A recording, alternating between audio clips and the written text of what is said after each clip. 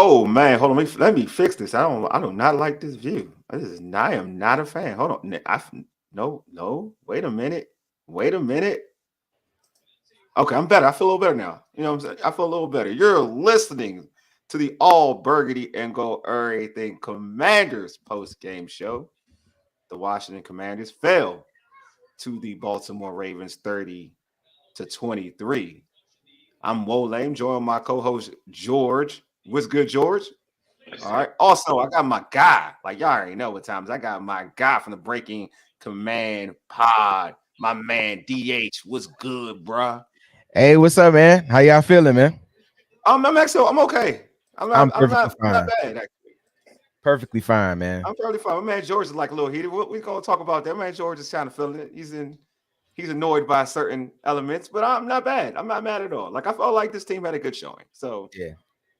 tough. It was a tough one, but we'll dive into My day just got better. Bucky Irvin just scored a touchdown for Tampa. a fantasy football thing, right? Yes. Yeah, exactly. It has to. That fantasy football makes everybody feel better in times like this. I won't lie, it does. Also, I'm mentioning our post game show. It's powered by the Urban Sports Scene and Fox Sports Radio 96.9 FM and 1340 AM, Hopewell, Virginia. But let me get into the particulars before we talk about this actual game. Make sure you subscribe to our podcast on Spotify, Apple Podcasts, iHeartRadio, and other podcast platforms. Just search All Burgundy and Go Everything. You can also tweet us at ABG_everything. Hit us up on IG at ABG_everything. And make sure, if you're on YouTube now, make sure you subscribe to our All Burgundy and Go Everything YouTube channel. Hit that red subscribe button. Also, like this video. Also, this post game is streaming on the Urban Sports Scene X handle as well. So you're over there. Give that Urban Sports Scene X handle a follow as well. But all right, man. First, I mentioned the Commanders fell to the Baltimore Ravens 30-23. DH, I'm gonna start with you, man. Your thoughts on the game? Hey, man. No complaints, man. Right. I would have liked to got a win, but I mean, I guess we really saw our deficiencies today, right? We really saw what we need to work on. Our run defense is Swiss cheese. The secondary needs help. But I mean, this is what you see. I feel like this was a perfect measuring stick game, right? Yeah. You see what you could do, and you see how you played, and to really only lose by a touchdown. I mean, at times the lead felt bigger. Yeah. But to only lose by a touchdown, I feel okay, and I feel like we're in a good situation going forward, man. We can see our holes that we need to fix, and it's very promising, man, going forward. George, your thoughts, man? I am so impressed with Jaden Daniels, and I just walk away from this game knowing that this kid is going to be great. And my frustration, the thing that I'm heated about, is that this defense couldn't even step up a little bit to give him a chance to do that. Because if they could have got him the ball back with, say, 1:50 to go down 7, I would have been so excited, because that would have been almost the final boss kind of situation, the final test. Can you take a team down the field, get a touchdown, get to 2 and win the game? I wanted to see that, and we didn't get the chance to see that. But I walk away from this game just saying, my God, we have Jaden Daniels and you don't. And that is something I'm going to be excited about for the rest of Jaden Daniels' career. And when we get a chance to get to it, Jaden Daniels' rookie year, I'm comparing it with Dan Marino's, and it lines up pretty darn nicely after 6 starts. But we can get to that later. Yeah, I was impressed with like the fight. You know what I'm saying? Again, you're playing. I mentioned arguably. I know the record. They lost 2 games, but arguably they're the best team in the NFL right now.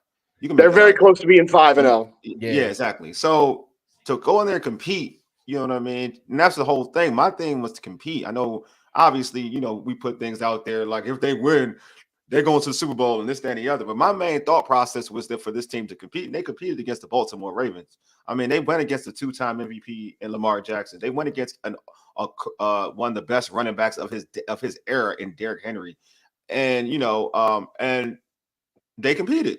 You know what I'm saying? So I think if you're looking at that matchup, it was Lamar versus Jaden. Like Jaden handled himself very, very well in this game, man. Like I felt there was adjustments made in the second half. Like they were more keen and going to the tight end in the second half, which I thought that was a good offensive adjustment. I see, boy, you can grub. Nobody mad at you, bro. Dude, no one mad at you. Like, so I think they made some good adjustments. I knew it'd be hard to run. You know what I mean? Like, because the Ravens are good at stopping the run. I would have liked them to attack the corners a little bit more because the Ravens secondary to me isn't good. But you saw how open folks were, especially to tight end. Like I mentioned, the tight end and Zach Ertz. I thought Zach Ertz got busy in the second half. So they did some things defensively. Man, I said it already, man. I'm gonna keep it a buck. I'm not going to be overly critical, but I said this. I'm not the biggest St. Juice fan. And I just want people to keep the energy they give Forbes, keep that same energy when it comes to St. Juice. I feel like y'all let Forbes, y'all let St. Juice slide a lot, but y'all put all that energy on Emmanuel Forbes, who's a younger player, a second-year player. Y'all put all that energy on him. And I ain't gonna lie. When I saw that Forbes was inactive, I was like, oh, interesting. Like, you sure? You sure you want to do that? Because we give energy about Forbes getting beat by AJ Brown. Is Zay Flowers AJ Brown? Is Bateman AJ Brown? Forbes got last year. Both of them got beat by DJ Moore, and AJ Brown. They both put work on Forbes, right? Is Zay Flowers any of those dudes? No. Just saying, like, keep that same energy when it comes to Emmanuel Forbes. Like, when y'all troll Emmanuel Forbes on social media, when y'all do all of this stuff, keep that same energy. That's all I'm saying. Wally, I think it needs to stop altogether because no, I'm with you. No, it needs to stop. I'm with you, bro. It needs to stop. But I'm just saying, like, because I feel bad for that young man. He gets it bad. Like, you're right, though. No, you're right. All that stuff for all the players should go away. And I'm gonna tell you why. Because this team proves that they're a better ball club, right? Yeah. The trolling and all this stuff with the players, man, like that can go away because we're actually a good team, bro. Like true. If you were trolled every time you made a mistake, your life would be in shambles as well. But this team is a better ball club. It's a better coach team, and overall the fan base should be more positive towards the team going forward with what we have. So all that trolling, that stuff got to go away. We should be in there. If we're going to say anything to them, it should be in support. You know what I'm saying? Yeah. We should be like, because this is all we got right now. You know what I'm saying? We need to see where we are. You know, they need to get better. St. Juice knows where he need to work. He's too handsy. Like he has to use his body. He has to do whatever he can to get his hands off the receivers because they're calling it every time. Yeah. The defensive scheme has to change, right? We ran a lot of man today, which left holes in the defense. It had a lot of confusion. Guys were running wide open. Lamar looked like, George, I steal your reference. He looked like Dan Marino today. He was standing back there, was able to just pitch the ball all around the field. So our defense has to get better. And then on the flip side with the run defense, granted, Derrick Henry, future Hall of Famer, big time running back. He has been for his whole career. But Derrick Henry is not impervious, right? He can be taken down, and he's shown in the past that he runs high. He will go down, right? But we didn't get the pressure that we needed to get on them guys, and we couldn't get the crucial stops when needed. This definitely looked like week one defense, right? Yeah. And it goes to show that if the offense is not humming, neither is the defense. Yes. They're playing at the same speeds. So I guarantee, because even after they got that pick, right? They came right down. They were firing on all cylinders. Definitely excited. And then in the special teams, Seibert looked human today. You know what I'm saying? He had one block. And I mean, granted, he did make the ones that counted, but we don't get a block field goal. It's still a one-score game. You know what I'm saying? So I'm perfectly fine with. That's why I'm eating my cake because I'm not sad. I'm not upset. You're not comfort eating over? Is not comfort eating over there? This is not comfort eating? Bro, man, listen. I am okay with today's result, man. Like, they played well. They're a real young ball club, and they went toe-to-toe. Yeah. No, and I'm with you about being okay about the result. It's just there are specific things. That was Jack Del Rio level defense out there today. Yeah, that's the part that kind of turns my stomach. Zay Flowers – setting franchise records, I think, in the first half. 9 catches and a half for anybody is craziness. Yep. And like Never mind, 100. was it 125 or 135, Yeah. whatever it was. You know, you just that's a throwback to last year that's kind of hard to take. Andrew Wiley kind of threw back to last year with some penalties at some key moments. So that's the part that I don't like. And I think you said it about Zach Orr's game plan. Zach Orr clearly got the better of Cliff Kingsbury today. Yeah, hold on. My man Mike said, DH, you can't tell us how to No, I think in terms of I think Cliff had a good game plan. I'm not even mad at Cliff's game plan. I just feel like it's who you play, bro. Like it's what you have and who you play. Sometimes they're a really good ball club. Yeah, like they're a really good team. This is not a XFL team. Like this is a top team in NFL who's trying to take advantage of their window that's closing. Yeah. They are a top team that's been in the mix at the end of the season with the MVP, a two-time MVP quarterback, with a top 5 running back in the league. They're a good ball club. Yes, Paul, there is no solace in losing, but I am okay because we've lost a whole lot worse to a whole lot worse teams. Yeah, so that's true. I'm okay with where we are, man. I think we're so far along and so much better than what many would have said we should be at this point. So I'm okay with what they played, man. And only lose by touchdown, a couple plays here and there, man. We're good to go. And next week, let me tell you, I want to hang 100 on the Panthers. They should come out, bro. They should come out and try every play they got, bro. Like I would try to hang 100 on the Panthers, bro. That's your get right game. That's the game you want to feel good about yourself. Yeah. That's the thing. The fine girl carries you or doesn't want you. Okay, you go back to old faithful, right? You know what I'm saying? Like I go back to old faithful sometimes. Right. Can I pick a little bit at Cliff Kingsbury's game plan in this regard? I understand we're up against a top run defense. We don't have Brian Robinson, but they were afraid to run the football, and you can't be afraid to run the football even against a really good defense. And I think that made things more difficult on Jaden Daniels in the first half than it needed to be. I think that they didn't have Cliff is Cliff. I mean, it's track record, but I think they didn't have success early. So instead of they didn't want to be in 3rd and long, so then they started to say scrap it. They're putting 8 in the box because that's what they did. Though the Ravens' game plan was to take away the run. That's what it was. They stacked the box. You know what I mean? And that's what it is. So they have more people than Washington could block. So they said, Jaden, you're going to have to beat us. They did. It's true be told, they copied a little bit of what the Browns did. That's all. Yeah. They copied a little what the Browns did. Except Jaden beat them. Exactly. And they're better equipped. And this is the thing. They're better equipped to do it because, like I said, remember I mentioned the Browns game. The Browns offense is so putrid, they're not putting any pressure on you. So by the time they get back on the field, you can now wear out their defense. Well, the Ravens is a little different. They score and they move the football. So that defense, the defense playing uptight. And now they take that away. So if the Commanders have a stint where they're not scoring touchdowns, they're getting field goals instead of touchdowns. Now you got an offense that can give you 7 on the other side. Now you're putting pressure on the Washington offense now to score. You know what I mean? So now that changes what you want to do in terms of running the football, whatever. Because if you're getting negative plays in the run, then it's not going to work. You know what I'm saying? Like because they're stacking the box. You saw it. They were stacking the box. It wasn't like they weren't playing zone. They were stacking the box. They were saying, "Go beat us with your arm."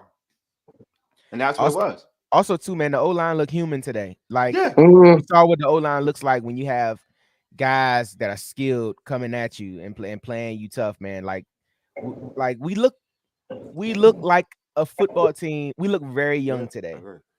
We just didn't look like how we looked over the past few weeks. And that's okay. Because like I said, I think we're in a better spot than we are, man. Wally, I don't want to get you off track, but I want to get in. Can I get into a point, man? Go ahead, bro. Go for it. The substitution rule in the NFL.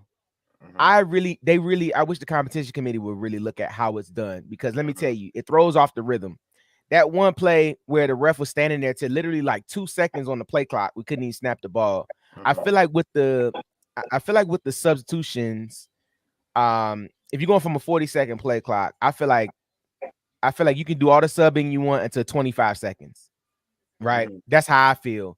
Because if a quarterback is trying to go, if we get our subs on quick, bro, I know. I was so and mad you at get that. your subs on late, that's not Yeah, my that made fault. me mad. Like, I Yeah. understand you have to get them an opportunity to sub, Agreed. but if they get their subs on late, that's on them, right? I agree. Yes.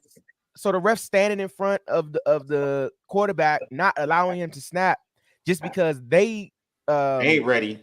right. I Yeah, don't like that pissed me off. That And pissed at me off. least, I'm and with at that pissed least, me off. and if they don't do it, they at least need to push the play clock and reset it. Mhm. Even not to 25, but if you reset it to like 10 or 15, because it doesn't allow the quarterback to get going, especially if they're ready. So I really want the competition committee. And granted, this is not something specific to this game. I've seen it all across the league in many other games. You'll see it in the 4:00 games. You'll see it tonight, right? That's just something I really wish they would look at, because it messes with the flow of the game. And you saw it today. The Commanders have ran 163 no huddle plays before this game. And they ran no huddle a lot today. So they want tempo, they want pace, they want to go quick. So when we want to go, we shouldn't be penalized because you sub late, and now we got to wait and run the whole play clock to get the snap off. All that, we should have just huddled. You know what I'm saying? Yeah. No, I was trying to figure out what happened. I ain't gonna lie to you. I was wondering what happened. Like on that play, I was like, "Wait, we're not snap. Why we're not snapping the ball?" Then I Right. saw that what the ref was doing. I totally agree with you, bro. And then the offense gets penalized if they don't snap it quick enough. Yeah. How am I gonna snap it if you're standing in front of the quarterback to 3 seconds on the play clock? Yeah. So you mean now, if when the ref gets out the way, then I got to start the cadence, you know what I'm saying, and then go. That's not even enough time. So I just really wish they would look at that. And that's not just today's game. That'll be in all the games today. Like, I just really wish that's something they would look at, because I think it messes with the flow and the tempo of the game. So I want to hold on. Let me see this. My man got a question. I mean, the comment. Yes, they have to do something about that. Defense purposely delayed their subs. I agree. No, I agree. absolutely right. I don't even know what they just weren't ready. They weren't even organized. That's what bothered me. They weren't even organized, and they got it. And that's what, yeah, like I'm with you. Like they went. Did we get the penalty on that play? Did we get the penalty? It was something that I forget. No, we got the penalty. We got a penalty for illegal formation. Right. Yeah, because we had an extra lineman on. Yeah. And then what happens is, because the defense takes so long, the refs bail them out. Yes. Like, the refs bail them out because they're not. So I hate the rule, bro. I just really, and the rule can still be there, because I believe they should have the opportunity to sub. But I feel like if the subs are not completed by 15 seconds, that's on you. I feel like the ref should be standing in front of the ball until 15 seconds if subbing is happening. Then after that, that's it. They got to get out of there. They can't mess with the flow of the game. No, I agree. I think they was doing way. I'm with you. When I saw that, I was like, "Oh man, we got to take advantage of this." And then all of a sudden, I was like, "They're so confused." I'm like, "We can get a touchdown out of this," and then that play happened. No, I'm with you, bro. That pissed me all the way off, because I think we ended up getting. I think we still scored a touchdown, right? Was that the Terry play? Yeah, that was the second. That was the second Jaden TD to Terry, which was an amazing throw. Amazing. You really get my man Terry his flowers. Amazing catch. That was pass interference. I still caught that ball. I tweeted this, and I sat next to my dad. First of all, let me give a shout out to my folks. Please do that. Like we about family here. Right. My parents, all my in-laws came over today. My mother-in-law is a Ravens fan, so she was the odd woman out, and she got the win today, so that was cool. But to have them over here, like, I'm so appreciative that they were in the building with me. Awesome, man. But I turned to my dad when that happened. I said, "Man, Terry messing around have a career year." I'm telling because you, he could go for 1,400 yards, double-digit touchdowns, because Terry is just a dog, bro. And like, he now has somebody that knows where to put the ball at, and he attacks the football. Yes, man. It's rare that he's gonna drop one. He makes the hard catches look easy. Yes. And when I saw single coverage on that top side, I was like, "Oh, that's Terry." I was like, "It's fade." I was like, and Romo said that too. Romo said the same thing. Yeah. I was like, when you have single coverage, it's a fade. It's either going back shoulder or the back corner of the end zone. And he waited, he got his head around, turned, and it was a back shoulder, and Terry just made the play. Like, it was so pretty, man. Terry's that guy, man. I know for me, I was mad because I think the play he went to Noah Brown on the first on the slant, and I was like, "Oh, not a slant." He went to Noah Brown on a quick pass, and I was mad. I was like, I think I was like, Terry open on the slant. I saw Terry open on the slant. I was like, "You go to Terry first. You don't go to Noah Brown over Terry. I don't care who it is. Like, so anyway, it was incomplete. Then they get a little closer, and I was like, it's 1-on-1. I was in my mouth. You better go to Terry. Like, Jaden, you better go to Terry. There's like they brought the safety down. Like, This one-on-one. This you going to Terry. Terry got it. I was like, yeah, all right. And we made the play. I was like, that's what number ones do. So I'm gonna keep throwing that out there. That's what number ones do. Yeah. I just want to make But sure in the past, we didn't have the quarterback to make those throws. I agree. We didn't make those plays. So it's like now, like how you go to Justin Jefferson, how you go to I was about to say Antonio Brown, my man in Philly. You know, how you go Brown. Yeah, AJ Brown. How you go to those guys. Crucial spot of the game, the game's on the line. I'm going to my number one. And Terry is the number one in our offense, and Terry is the number one around the league. True. I totally agree.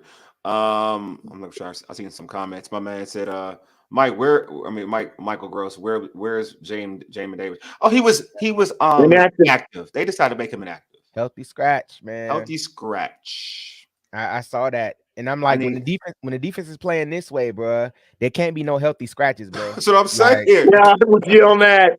Especially when you're going against a mobile quarterback, when you got a guy with speed. Can't be no healthy scratches.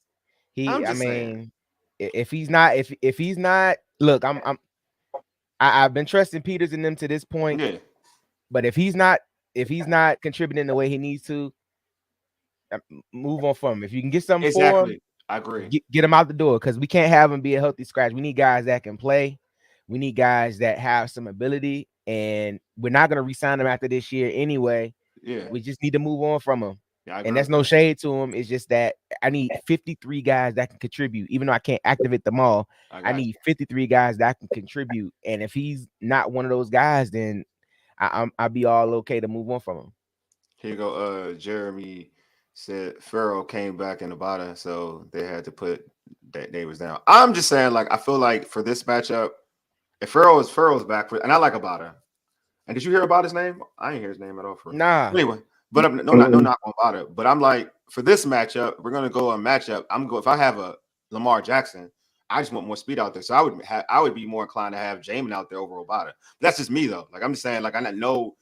No shade on whoever. I'm just saying it didn't matter anyway. It didn't matter anyway. We wasn't stopping the run. Yeah, so we weren't stopping the run. So what was his use? You know what I mean? Like, I just feel like there's more versatility there with that. That's all. But again, I mean, Joe Witt's doing his thing, I guess. So we'll see.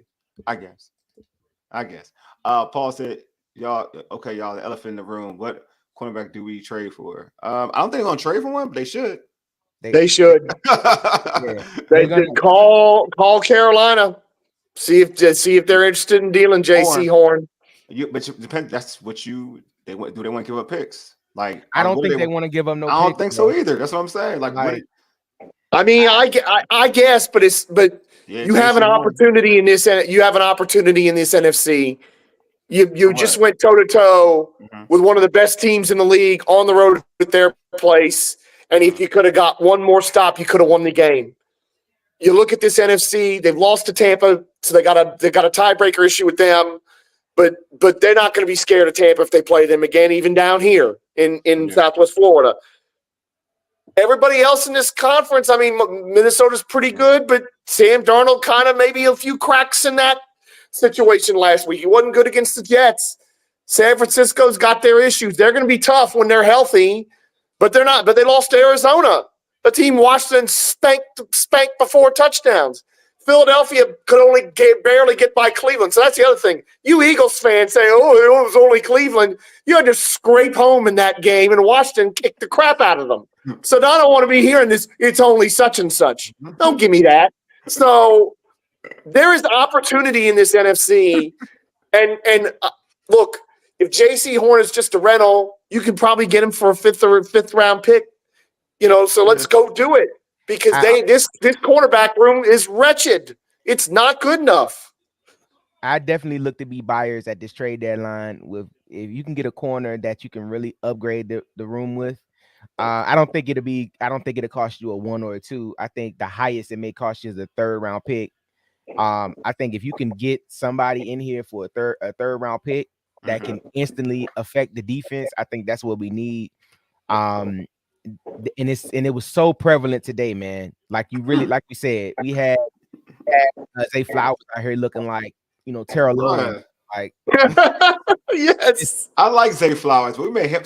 Right. But now, granted, I'll say this: Zay Flowers made Cincinnati, look bad last week. Yeah, because they got a bad secondary too. But Yeah, they made it. but Yeah, it's 2 weeks in a row. exactly. It's 2 weeks in a Yeah. row that he's looked good, but he looked real good against us with having 100 in the first half, bro. Like Yeah, what it are we looked. doing here? You're right. He did do work to Cincinnati, but this one looked a little different. It looked too easy. And we'll talk. And it just wasn't Zay. Pittman looked good. Like Bateman to me. Bateman looked Yeah. real good. Like Andrews had done nothing the whole season. well, not I and see. I'm Andrews gonna be tried real. us. Bateman has been all right. Like I have to cover that. Yeah. He's been all right, but like this was his best game in terms of yardage. Like the way this game was different. Like I felt like everybody. It was like Oprah when she was giving out cards and stuff. Like, you know what I'm saying? Like you get some work. you get a day. Work. You get a Right. day. You get a day. Like it You was can cook. like You can like cook. You Mark can cook. Andrews was like no. When's the last time you heard about Mark Andrews for real? Right. Bro, you get a touchdown. You know, likely you can still do your thing. You get one. Like everybody, it's wild because we did our like our joint pregame show, right? Yeah. And Karita said it like distribute like the key for the Ravens to distribute, the opportunities. Like I was like, all right, man, not really. You got to give the ball to Derrick Henry and you good. That's what you need to do. She was right. That's what the key was. Like the distribution of talent of players going in, like players getting money against this defense was a key. But I want to talk about let's stay on this defense. So for you guys, man, like obviously after the Browns, what we saw against the Browns, man, right? They shut it down. They shut them down. Everybody was hyped. I want to know what was centrally for you the difference in this game compared to what you saw against the Browns? I'm gonna start with you, DH.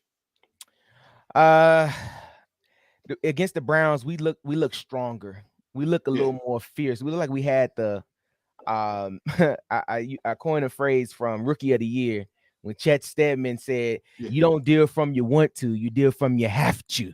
You know what I'm saying? And last week it felt like they had to play good defense. This week it felt like it just wasn't there. We just didn't have the oomph that we had last week. And I thought we would have had it when we got that turnover, but having Derrick Henry just run through us really demoralized the defense. And I think what happened was they just realized they couldn't get a stop.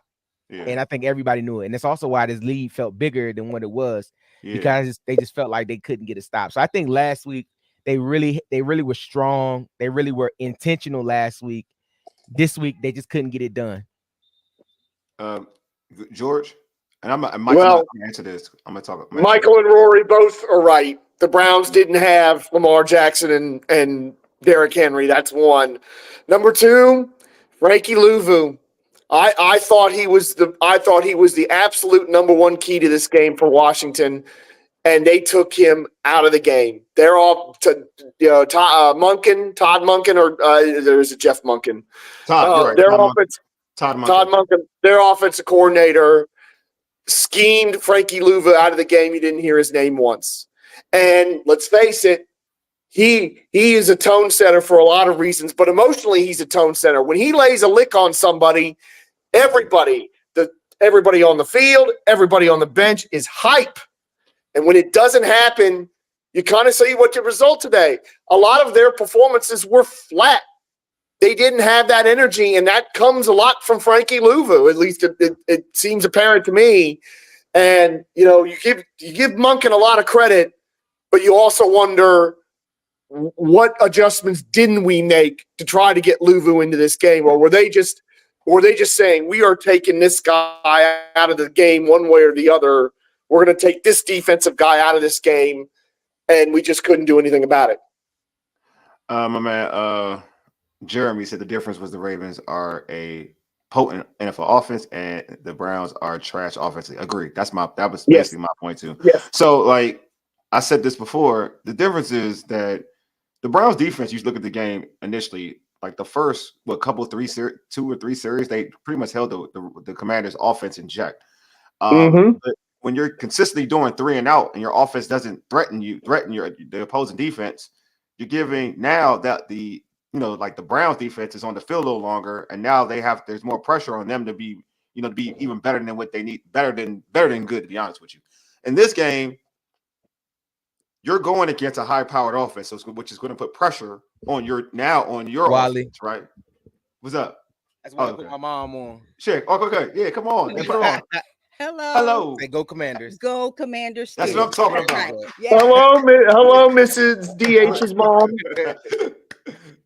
Thanks, Mr. Williams. Appreciate it. So now now that defense, now like that offense has to score, and also that other on the defense, they're not on the field as long because they're also in the Ravens. You look at the Ravens offense, they're going to keep our defense on the field, right? Because they have a running game. They can sustain drives. They're now in the driver's seat. So to me, it's a little different. Like now, your defense can't pin their ears back. They can't. They're not in that situation to pin their ears back. So yeah, I just feel like that's the difference between the two games. So the two situations, and the main cogs of that is Lamar Jackson, Derrick Henry. I'm gonna say those two because, I mean, the Browns have Amari Cooper who gets money usually, but they got Deshaun Watson who throws in the football. So the issue is you're going against Lamar and Henry, and you got to stop that consistently. But my issue with the game with that is like you need to take away one though. Like you need to take Lamar can't be throwing for 300 yards and Derrick Henry going for 100 and some change. Wally, that's key because just like in basketball, right? Yeah. You have to take one. Like I can't let both of y'all beat me. Yeah, exactly. But if I could take one away, that gives me a better chance to win the game. And we couldn't do either. Yes. Like Lamar looked MVP level today. Yeah. Henry ran through us. So you got to at least shut down one. And we couldn't shut down anything, which drastically lowered our chances to win this game at any point. Yeah, and my man Jeremy said, Allen, Payne, Mathis, Newton didn't get any push up the middle. Lamar had all day to throw. He did. He had all day to throw the project. Yeah, their names were rarely, if ever, called either. The front four, they got pushed around quite a bit. And to be fair, you can't really take King Henry away. The only time King Henry is stopped is when the Ravens inexplicably don't give him the football. Yeah, so but you that one drive that he didn't get the ball in the red zone. Yeah, that's crazy. Yeah. Go ahead, George. I cut you off. Go ahead, George. Go ahead. No. And I think that, I mean, for me, because you're right, you've got to try to take one of them away. But honestly, I feel like the only time I ever see King Henry stopped is when the Ravens just don't give him the ball and go stupid for some reason. But you know what? I think the other thing too is we've got to acknowledge this. Lamar Jackson, in a way, it's funny to say he's still developing as a quarterback when he's had 2 MVPs, but he is. And Lamar Jackson, he put the ball in danger like the one time, and it got intercepted, the tip ball. And then you had that bad snap. I don't know what happened there, but Lamar Jackson's not putting the ball in danger nearly as much as he was, say, 2 or 3 years ago. I heard people talking about it. Even I was saying it. It's like, oh, we need one of them Lamar fumbles. Lamar's securing the ball great. He's making the throws that are there. He's not forcing anything. It's really hard to stop this Ravens offense if they don't help you do it.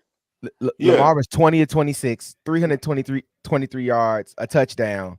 Like those are some great numbers. I mean, I only missed 6 passes, and then he protected the football for the most part.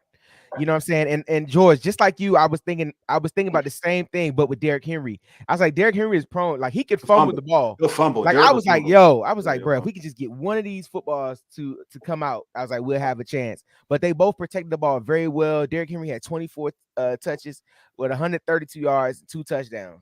I mean, it's gonna be tough to beat that, man. Zay Flowers 9 receptions, 132 yards. They put up some great numbers today against us, bro. And you're left looking at kind of misses in the red zone and little plays and I hate to bring this up because he's your guy, Wole, but Olamide Zaccheaus dropping that pass. That was a killer. He's kind of my guy. He's not like my guy. Well, he sort of is. He sort of is, kind of, but not. He sort of is. You can't drop a pass like that, especially one that's well thrown as what Jaden did there, because that's points off the board. That was an opportunity to score we didn't get because he had to drop that pass, and we end up punting the ball and dropping him down there and deep, and they still went back and scored anyway. I'm going to introduce my man Dee Middy from the Breaking Command podcast as well. Dee Middy, welcome. Get off mute, boy. Get off mute. I respectfully come into any place I come into with decorum, man, because I heard y'all talking about the game. Man. I appreciate, man, but thank you for allowing me on the post game, Wale, man. Well, how you feeling tonight, George? You good? I'm a little bit twisted up because I just wanted Jaden to have that chance at the end because I think he could have ascended to an even another level if this defense could have just given him one more stop and gave him a chance to win this game at the end. Exactly. I know. Hey, my man Jeremy said like it's Bobby's is terrible in pass coverage. Is he? Well, he is though. He is, bro. Like I seen 2 plays. I was like, please get somebody fast out there on the field, dog. Yeah, this one Bobby running past the fumble was wild, man. It was nasty. Oh, I know. He didn't see it, bro. Hey, the old man got to get his peripherals checked. Yeah, man, that was nasty. I was like, bro, what are you doing? what are you taught playing football on defense? See ball, get ball. Yeah. Eyes on the ball, man. Golly, man. I mean, that was nasty, man. And they got points off that. They got points off that because we didn't recover it. We ain't built like that. Dang, Rory, I feel you, bro. I mean, hey, that's how I feel. That's how I feel. It feel like when you're in the game 10-10. I agree with this. And you can't stop and you can't get stops. You're not built for these type of games. True. You got to get like the score was what 30-23. Yeah, 30-23. So that's right. So you telling me that you can put up 23 points, but you can't stop this team that you are competing with to just 21. Like it could, I'm with you on that one, Dee Middy. All the way, I'm with you on that one. I just feel like it was certain plays left on the field by the defense. I know we took a jab at the see ball, get ball, reference, but it was also plays Jeremy Chin to me show where he didn't shoot a gap or go directly to the play where it was almost like they're sitting and waiting for. It's like I don't know. Are they coached to sit and wait in quarters coverage or in this particular coverage, and they don't want to make a play? I don't get it. Like I think you're being nice. I mean, it's not good enough. That's all. Some people are just not good enough. I mean, like it's unfortunate. You know what I'm saying? Like I feel like some people have a track record. I said this earlier. I said this to George before we started recording.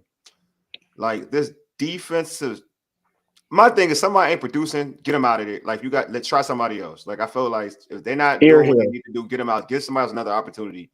But I do kind of feel like this defense, kind of like these coaches, there's not a knock, but because I think it's natural in coaching. They have their favorites. They have their guys they really like. You know what I mean? They're going to give them all the opportunity to do what they need to do. Like thank you. George mentioned Olamide Zacchaeus.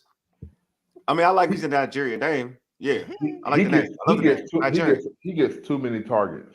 Yeah, I think he does too. And I think that I feel like and this is for you, DH, because this is for your guy. Our guy, like he knows. Both guy, yeah. He needs more opportunities than him. Like he does. It was 2 plays. He does. Where Jaden should have just took the shot. He had it because he failed. That's when Wiggins got hurt. He had him deep. He had him here. He had him. But the play that he dropped, the play that Olamide dropped, the pass he dropped, Diami was open downfield. The cameraman knew it because when he didn't want to show it.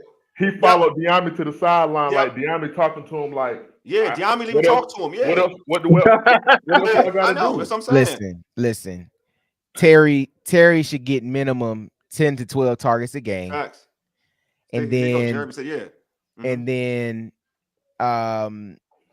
Diami needs to get a few more targets because let me tell you, even on that screen, bro, if he almost made one more move and almost scored. Took it in. The thing I think people don't understand is that I feel like Diami's probably our fastest receiver. Diami is our fastest receiver, and he has the explosive ability, right? McCaffrey too need to play more. And I thought McCaffrey would get a few more targets. I agree with that. But see, the thing about it is, right, when your running game is not on, when Jaden Daniels is your leading rusher for 22 yards, like that's not going to open up the pass game. The pass game was open the past few weeks because our run game has been consistent and we've been able to run the ball, right? We wasn't able to run the ball today. Jaden Daniels had 22 yards. Austin Eckler had 21 yards. McNichols had 9 yards. That's it. You know what I'm saying? So we didn't have enough in the run game to open up the passing game like it has done in the past few weeks. I think that's on play calling, and it's also on ability about who you're playing. So I think it'll get better. It's just that one sets up the other, and we've seen firsthand basis how a good run game sets up your pass game when everybody can get involved. But I definitely feel like Terry needs double-digit amounts of targets, and I feel like him getting more targets will allow your playmakers to really make plays on the football. What was that Noah Brown comment? Yeah, this one, I like this one. Fans be crapping on Diami, but love Noah Brown. Make it make sense. Yeah, and I don't know why fans shouldn't be crapping on Diami anymore at all because he's right. But Jeremy's right though. But go ahead. He's caught everything that they've thrown to him. True, and he makes his plays, so it shouldn't be no crap on him at all. It's really should be on the play calling if there's anything, because some of the play calling situations were kind of questionable. Yeah, but it's okay. It comes with it. And another thing too, real quick, I do feel like giving kudos to the Ravens.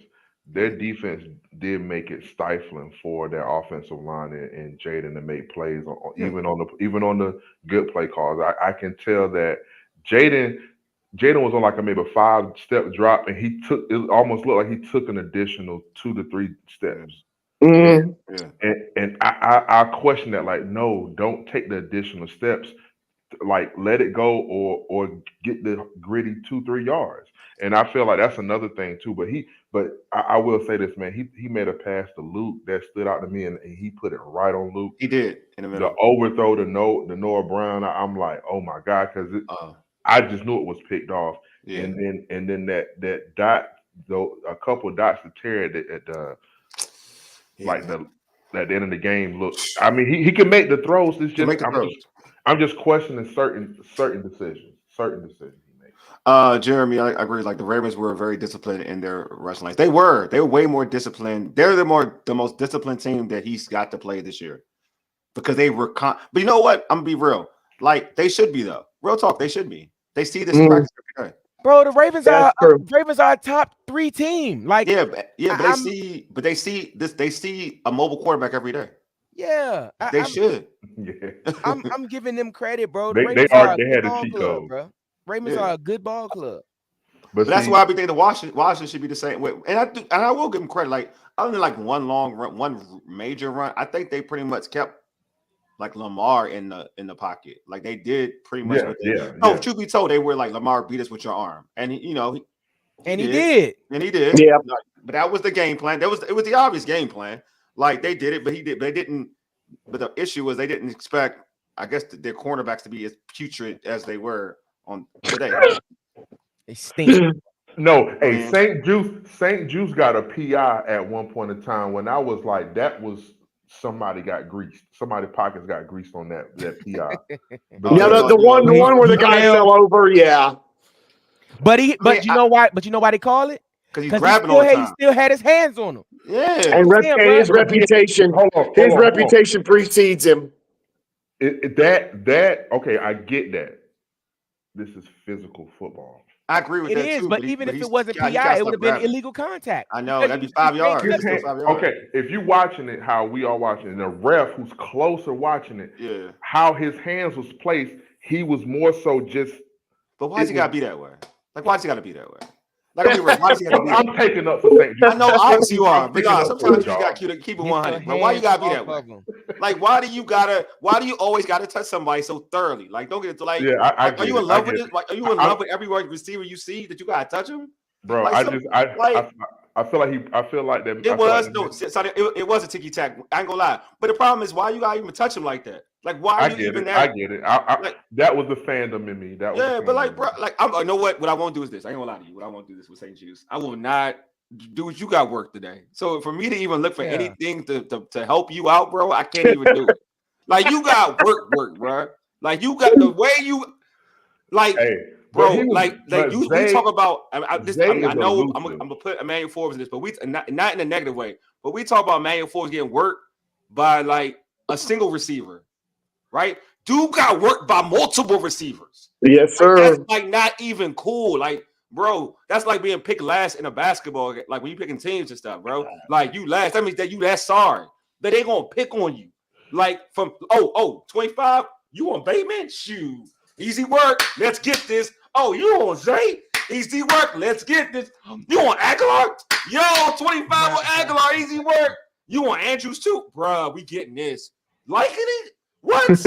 Man. You gonna get this money, bro? Like, come on, man. You know what? I'm and this is off topic, but I just saw the final score for the Bucks game. I don't know. Maybe we don't want to see them again, bro. Because 51. 51. And they definitely wanted that last touchdown because it was the last 2 minutes and they could have run the clock out and they ran that in. There's going to be some fighting in that game the next time they play. They're going to be fighting each other the next time. Points, bro. I'm just saying, like you sometimes, like when you get that type of work, dog, I don't even know you were starting NFL cornerback anymore, bro. When they pass you around, that's like the homies passing the chick around. That's nasty word. That's nasty word. If I ever use this in any time, but that's nasty word right there. Well, you got pass him around. He got work. Let's leave it at he got work. Let's leave it. And to that point, Wole, we've seen Forbes get benched. We've seen Michael Davis get benched in similar situations.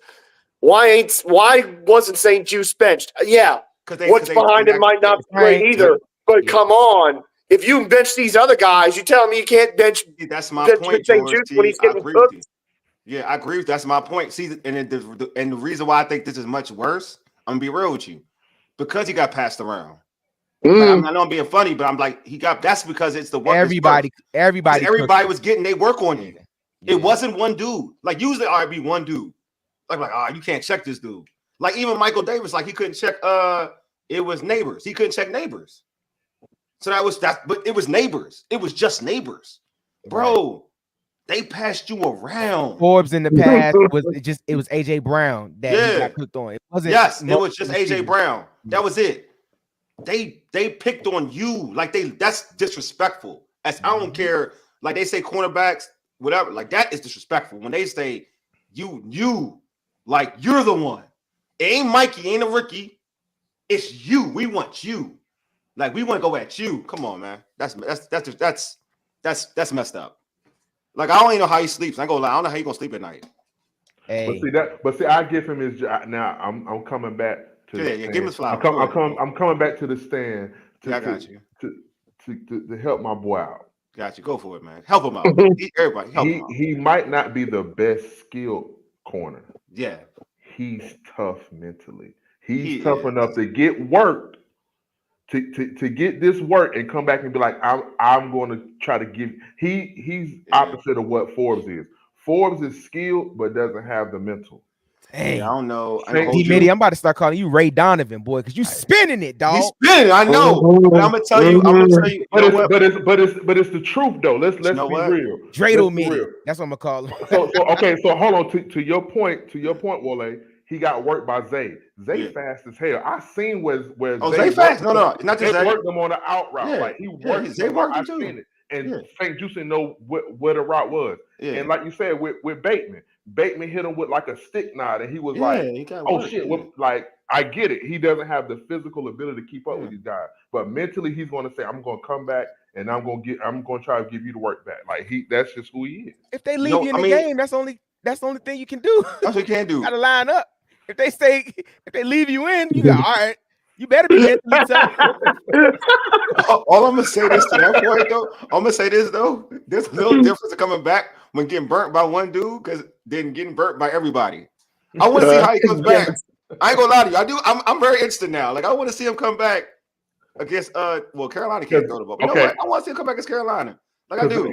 Because I'll be real with you. This is going to be the game where he's going to have either a forced fumble He's gotten better. 25 gotten better. Okay. He's going to have a defensive play this game against Carolina because to me, talent-wise, like he should be able to hold Xavier Legette. He should be able to stay in front of Deontay Johnson. He shouldn't get worked by those two. Look, man, St. Juice has been consistent. Like he'll give you a good game, but you're right. He'll give you a good game every once in a while. But every dog has his day. Every dog has his day. Usually it's true. It's the Everything truth. Ole has said about St. Juiced for a long time, it's true. For a while. I'm not gonna lie to you. Like, I'm a Michigan fan. He went to Michigan. He had to transfer out. Why? Because he wasn't that good. Just saying. Yeah, he's not one. I mean, he's got like, I think people with St. Juice, damn, I'm being real negative. I try not to be. I'm trying not to be. But St. Juice does kind of pick up. He just picks at me. So the thing about St. Juice are people like, because they look at his build. Yeah, and look, he's a tall corner, and people like, and then he gets a little handsy, so people like think Seattle Richard Sherman type cornerback. I know what they think, and like, because they did the same thing with old boy Dunbar, so I know how they think. Like, I know how folks here think. Right? But see, now let's just be real. Was Dunny getting worked by everybody? Not like this dude. Not like this dude. Now I know. I'm not knocking Dunbar. I'm not knocking Dunny. I'm just saying, like, this dude get work. I'm saying, you're actually helping me out. I'm like, this dude gets work like thoroughly. But see, that's the thing. I get it. He does, and I've seen games. I be like, God, dog it. Like, I get it, and I just want to switch him, put him in a nickel, take him out. But he stays. He stays. Did Ron draft 25? Did Ron draft him? Yeah. I think St. Juice might have been that first draft because he was like round 3 or 4. That's what I'm thinking. See, you got to see why you keep this Ron dude. It was 2018, right, or 2019? He a Ron dude. Why'd you keep him? Oh, then he would have been before Ron if it was 2018 or 2019. Right, he would have been. I'm wrong on that. The previous regime. I mean, you might be right. Here's the good news. There's a lot of great corners in this draft coming up. I'm seeing that from draft Twitter. There are tons of good cornerbacks in this draft. Hey, man, Tennessee got one last night. I can't remember his name, but it's a corner on Tennessee. I don't know if he's coming out or not, but that guy, he can play. Let's see.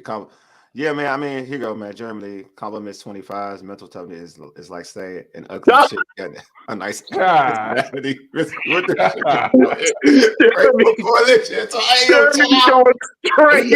chill out. Hey, man. Hey, Mike, you. Wow, Jeremy. That was wild. Jeremy, you crazy, bro. That was wild. I gotta get my composure. I'm about to have real tears. Hey, but hey, I even give him his credit. He was spot on with that one. He was spot on with that one. I mean, sometimes you gotta be a politician. I feel you. That's like when Wole said so and so is a nice guy. That's why when Wole said so and so is a nice guy. I'm sure. You know what? Real talk. I'm sure St. Juice is a nice guy. He plays like a nice guy. He's from Canada. He's a very nice guy. I know, very nice guy. Hey, he's a father now, guy. He's a father now. You know what I'm saying? I'm just saying, like, he's a man. Are you saying he's mistaking the receivers like he's holding a baby? Like, he's very hands-on. Yeah, he's very hands-on. Let's pivot from St. Juice. When it comes to this old line, I mean, Wally went back to his old ways. This is your fault, Middy, by the way. This is your fault. Because you came in late talking about, my guy St. Juice. He's a bum rock. Really was like, you know what? You really went to bat for St. Juice. I'm really mad at you for that. Like, why are you going to bat? Like, really? He's a bum rock. Like, the dude who had the worst day today. The dude who had the worst day today, you going to try back? Like, look, man, there are certain people you can back. Like, you should have picked a better battle. Yo, I would be cool with you backing Olamide for real. I'll be like, yeah, he dropped one, but he had a nice little catch and run. But you backed the worst dude today, though. Man. Like, the worst dude. Like, you could back Wiley. I would back Wiley before I back St. Juice. I'd be like, well, this Wiley was like, he had a couple good stints looking like he was a good right tackle. Not St. Juice, though. When my man D4 sitting here on the inactive chilling, probably eating some Skittles or something. It's terrible. I mean, I know we're joking around. We're joking though. We love our guys. But I feel like really what we're seeing is just that it's just Adam Peters is already, he has a book of notes of things that he wants to do, and he's already eyeing what they're gonna do. And I think we're gonna play well this season. We're gonna have games like these, but I just think, man, we're gonna be so much better as the years continue and as we got good ownership and good leaders at the helm, because Adam is gonna make the right calls and the right decisions and get the right guys in here. and those holes are going to get filled. And I think we got the main hole filled. Pause. We got a quarterback in there. That was the Here, main. here. Yeah, you That caught was that the good. We Hey, got that one taken care of. Over 120 mil in cap space with just 30 players on the contract next Yeah. year. It's gonna be another one of these recycle years where they're gonna recalibrate. So yeah, Folks hate him. I'm not joking. I mean, 25 should be gone Exactly. ASAP. Everybody hate 20. They really hate saying. I mean, but it's like this is going to be a defensive heavy offseason and draft and offensive line. Oh, yeah. And you do trust Adam Peters, especially in those positions, because that's probably where he's had his most success drafting and being part of the 49ers are those positions. You know, Especially in the defense. Broncos. When he was at the Broncos in 2015, like they had I'm not saying he was a part of the whole thing, but they had a really good defense that year. Yeah, absolutely. And he's found some linemen in the middle of the draft that have done well for San Francisco. So I'm absolutely confident in that. Can we just go back to Jaden Daniels again and talk about? Let me So Okay, go. Like I just asked my next question. Like everybody built this up, Jaden versus Lamar. Like for you, George. I mean, obviously, because you want to talk about Jaden, and we all want to talk about Jaden because he was a positive today for real. Like, how do you think he compared to the two-time MVP today? I mean, he got outplayed by Lamar when you look at the totality of the game. Mm-hmm. But the resilience again, another tough start. Getting hit, missing a few throws, comes back with big drives. And, when I was talking about Jaden and Lamar and comparing them, those two throws to Terry McLaurin are not the kind of throws that Lamar makes very much, especially that first touchdown. The touch on that ball to Terry McLaurin so he can catch it and get his 2 feet down, it's almost one-of-one stuff. You're talking about Burrow, Mahomes, and there ain't many beyond those two guys that can make that throw. The second TD to McLaurin is a great catch, but that's a tiny window. And he puts it where only his guy can catch it. It's not going to be intercepted. The worst that's going to happen is it's going to get knocked out of bounds. And this young man, I'm running out of words. I can't find the words. I can't find enough superlatives. I've used them all to talk about this guy because let's say this. The last 10 years, any Washington team in that situation would have gotten boat raced. They'd have gotten slapped silly. They'd have gotten blown the F out. And this team was fighting all the way to the end, and a lot of that's got to do with Jaden Daniels' mental toughness, Jaden Daniels' ability to bounce back. And again, that sets a great example for everybody else because they see he's still fighting, so they're not going to quit either. Yeah, I agree. Hey, Lee. Jeremy. You saw that? You saw this one? Say he's going to be working at Wegmans and Ashworth. Hey, yo, y'all need to leave that man alone. Hey, say Juice, I'm sorry for putting you under this much fire, bro. I got you cooked, bro. Hey, Dee Middy, man, your thoughts about how he measured up today against Hey, man. Hey, George, it's really not much to say after that because to be perfectly honest, I looked at this game as if the offense doesn't keep us in the game, the defense is not. You know what I mean? Yeah. 25 included. Igbenogany got work too. It was a matter of guys being either out of place or outplayed, and this defense wasn't giving the offense a chance to win.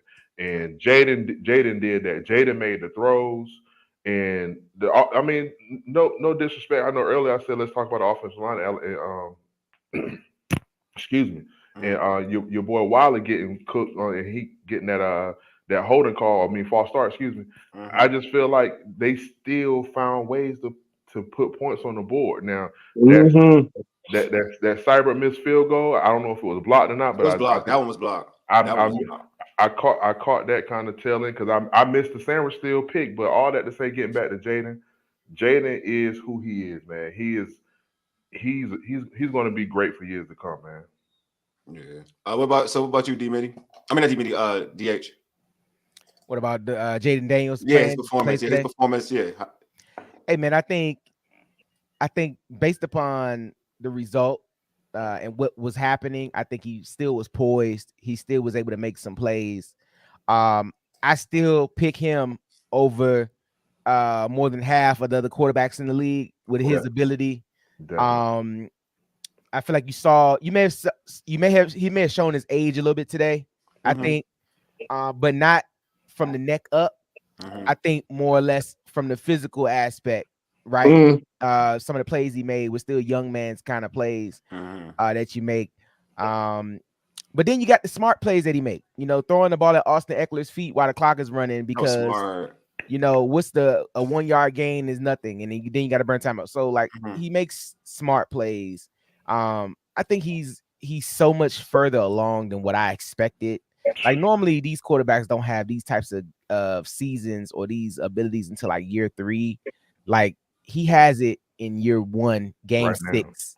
Like it's crazy. And I just think the sky is the limit for him, man. Like, the ceiling is the roof. You know what I'm saying? Like Jordan said. But like I think he has so much ability. Why you gotta do that? He has so much untapped potential that's going to keep him as a great player for a long time in this league. And as things get better, as the offensive line gets better, as he has more time, as we get another playmaker in here, he's gonna get better, man. I think go ahead, Dee Middy. I'm sorry. No, I mean, could y'all just imagine if he had the same receiving room that Caleb has? Like, just imagine he had like a Keenan, wow, DJ Moore, and I made the argument. With that same offensive coordinator? No. Just the receivers and just being able to have like. I think Caleb would be good in this offense here. That's why. Absolutely. That's why I'm. But more in a Dunze. Yeah. I mean, don't get it twisted. Those guys, they're unit. Especially, I just think, I don't like to use because their offense they run ain't this offense. No. I'm just saying if you had Keenan Allen, Roman Dunze. Oh man, it would be awesome. He'd be awesome. In burgundy and gold. Yeah. We got Terry though. We got Terry, so I don't really know what today, if you had Cole Kmet, you'd be fine. Yeah. Caleb went to Cole Kmet and scored 2 touchdowns today. That's something that I don't think something I thought we would do more, but we don't. I don't think we throw the ball. Yeah, I don't think we throw the ball to the tight end enough. I think we get an explosive. Now I think Senate can be explosive. Yeah. But just like how the Ravens use Likely and Andrews. Exactly. I think a 2 tight end, 12 personnel, I think can be deadly if we have 2 athletic tight ends in the game that can play ball. I think that's something that'll be developed down the line. I don't think Ertz is that guy anymore, but I think another tight end in here with playmaking ability to go along with Ben Sinnott next year. I think that'll be a good move for him. I wish that could be Cole Turner, but I mean, right, me too. But I think in Cliff Kingsbury 21 personnel, it's the tight ends are more so blocking. Like he uses that personnel more so to get the other guys open, and I understand why. But I mean, it's to me that's also like going back to what Wole said earlier, having their favorites. You can tell that they feel like Olamide and Terry and maybe Ertz down the middle is the only guys that they can see getting, productive plays, and Noah Brown every now and then. Too, yeah. You see what I'm saying? But it's just like I want to see Senate get more, get more targets too. But I'll get Ertz credit. I feel like they did try to get him the ball in the second half. Like he started to really get the ball in the second half. I'm with you. That third quarter drive, yeah. So I'm with you, DH, because I remember like going to camp, and in my mind I was like, oh, Ertz about to get money because him and Jaden got a real vicious rapport, and I'm thinking to myself like, oh, he's gonna be the secret weapon. And I just been surprised that they haven't really utilized him the way that I thought they would. Now, granted, he's had some games where he's had some decent yards, but I thought he would really be a real focal point, just like the Ravens, how they utilize their tight ends, like Likely this year, but in the past, Mark Andrews, right? So I thought he would be a focal point for this offense. So I'm with you in that regard. Like I would like them to use the tight ends a little bit more. But in terms of like Jaden and what he did today, I was impressed. To me, I like when this season for me represents Jaden getting better every game. So absolutely. I know winning is amazing. I want to win too. I want to win every game. But like Jaden, it's his progression. Like even to me, even in a loss, how he passed the football from the pocket is better than I've seen. It gets better every week. Like to manipulate the safeties, it's happening every week. The situational intelligence of how, like you mentioned, DH, about throwing it to Eckler's feet. Like you get that every week. You know what I'm saying? Like, I think, folks, if you're telling me that Jaden was this type of passer in week 1, week 2, in terms of throwing the ball out from the pocket, and say he wasn't. I'm like, if you say that, you're just being biased. Like, every week he's gotten better throwing the ball out the pocket. You know what I mean? Like, manipulating and seeing the open guy. Because it used to be like folks would say so-and-so is not open, but they really were open. Jaden just didn't see him. Now Jaden is finding those open people. You know what I'm saying? Like, yeah, we joke around and said he had Diami deep, but still he made a good read. Olamide was open. He was open right there. You know what I mean? That was his first read. His first read was open. So, like, to me, what I like about Jaden is Jaden's gotten better every week. You know, he consistently, and you know, and that's a good sign if you're a Commanders fan, knowing that your quarterback takes it so serious to do that type of studying, that due diligence, to be as good as he needs to be at this profession, as playing quarterback in the NFL, it is something that we have never. I'm gonna be real, something I haven't seen in years. Like this, like his detail to every situation in an NFL game and playing the quarterback position is something I haven't seen. You can name Griffin, Kirk Cousins. I don't care what shade you are, whoever. Like, I've never seen this in DC in a long time. Maybe since Brad Johnson or something like that. Like, that would probably be the one that comes to mind watching this team. But he controls that. He controls that offense. He controls that line of scrimmage. He checks out of plays, and he's comfortable doing it. He ain't checking out of plays just to check out of plays. He's checking out of plays because he's comfortable. You know what? His progression to me every week has been impressive. This was, to me, was just as impressive as what he did last week against the Browns. Because I know it's a loss, but what he did in terms of like manipulating the safeties, throwing guys open. Like you mentioned, the pass to McCaffrey was amazing. The pass to Terry in the back of the end zone. The pass to Terry for the other touchdown, where, like, George, you're right. He threw it only where Terry can make a play. It's 4th down. It's 4th down. The only place Terry can make the play, makes the play, and you're like, all right, man, we got one. Like, every week it's like we got ours. Every week I get that. I get that text from a group chat.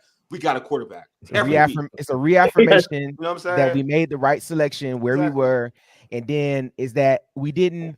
You know how sometimes in some drafts it's like everybody's saying, you know, you got to take this guy, and sometimes you feel like, all right, we'll just take him. Yeah. But you know, they took him confidently, and you took him, and he quite possibly is the best player in this draft. You know what I'm saying? Like, so I feel I feel good. See, and the thing about this, man, like with our fandom, you know, I don't want us to turn into this mode where it's gonna be microwave. See, the thing about it, man, the fans have been in the slow cooker for years, and it's been fine. But now all of a sudden, overnight, now you want to microwave it. No, let's just finish slow cooking, like low and slow. It's been working. That's the thing, man. All my people out there, man, I'm a barbecuer, right? I'm a smoker. Low and slow, man. Sometimes that, you know, that brisket, those ribs just so good, man. We just wait and just let them cook, bro. Just let them do what they need to do inside the smoker versus taking a slab of spare ribs and putting them in the microwave. That ain't we don't want that. They might be edible, but they're not good. You see what I'm saying? So when we letting it just marinate and cook low and slow, we've been doing it for a while. It's now coming, bro. The food is turning the color that it needs to be. Like it's almost time to eat, guys. So that's what I'm saying, man. It's coming soon, bro. And I'm so excited, man. That's why today, on a day where we took a loss, our second loss of the season, and we're midway through October. In October, like, I'm okay, bro. It's fine. Yeah, Paul is my man. Paul says not microwave, but in the NFL, you take advantage of your opportunities. No, and I do agree with Paul on that. But DH is absolutely right. I mean, you know, the only bad result today was us going there and getting blown out and getting our tail kicked for 4 quarters. It didn't happen, even though King Henry did what he did, even though Lamar did what he did. A lot of other teams would have been giving up 40 or 50 and getting skunked. And Washington was right in there in the 4th quarter. They just couldn't make the one stop they needed. And that speaks to how much of a culture change there is. Hey, Ron, it doesn't take 4 years to set a culture, mister. And it also speaks to how this team is fought, and that starts with the quarterback, but it's a lot of other folks too. And their position in the NFC is still very strong. Dallas is losing right now. Philadelphia won today, but they look terrible. They got the same record as Tampa, and they lose a tiebreaker. There is a lot on the plate here for Washington to get this season. I gotta play this real quick. I'm sorry, George. You see St. Jude's DH. Shells and Wegmans. I can't disagree. What the hell? Hey. Look, you be like, hold on. You be going up, you be in Wegmans, and it's at the top of the shelf. You be like, hey, sir, his back is turned. Hey, sir, can you get that off the top shelf for me? And St. Jude's turn around. Oh, hey, how can I help you? Hey, can you give me DH's barbecue sauce on the top row?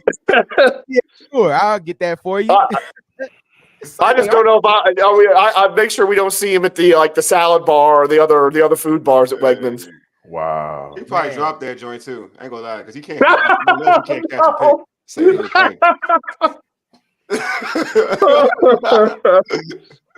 At least Washington finally got an interception today. I just wish Mikey had housed that. I'm starting to think Jeremy got something against St. Jude's. I think St. Jude's took his girl in high school or something. I think him and Jeremy. I think when St. Jude's got the Virginia, he took his girl from or something. I don't know, man. Maybe, I don't know. I mean, we made a point, but my boy really killing that damn. He going because clean up out 25. Yo. Hey, Wale, this was good, man. I gotta leave on behalf of St. Jude's, man. It was good talking to you, brother. I'm that